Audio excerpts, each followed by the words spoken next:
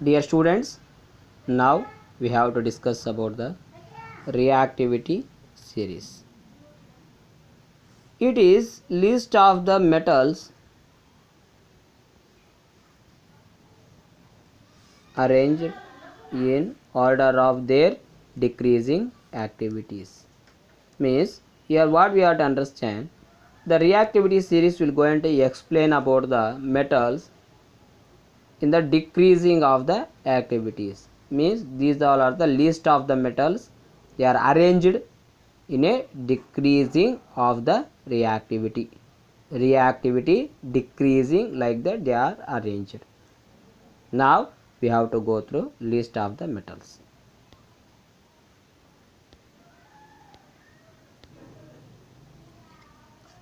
Dear students, see this reactivity series.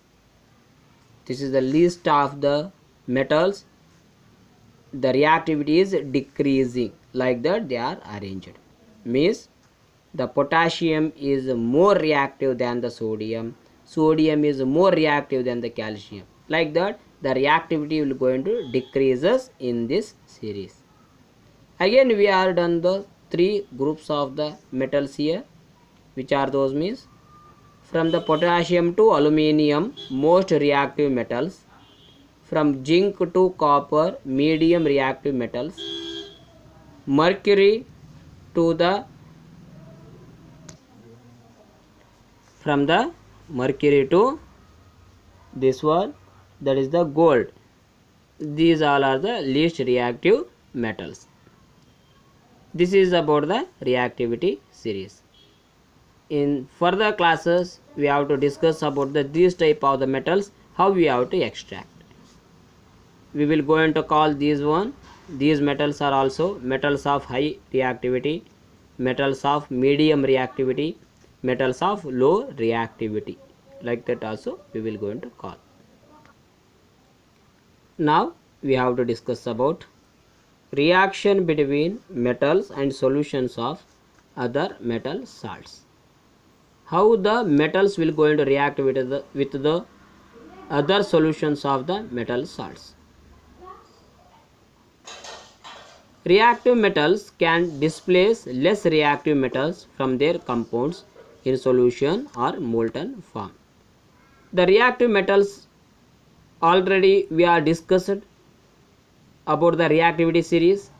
In that reactivity series, which is the most reactive and which is the least reactive already we know. Just you have to observe that series and you have to understand reactive metals which are those. Reactive metals can displace the less reactive metals. Always the most reactive metals will going to displace the less reactive metals.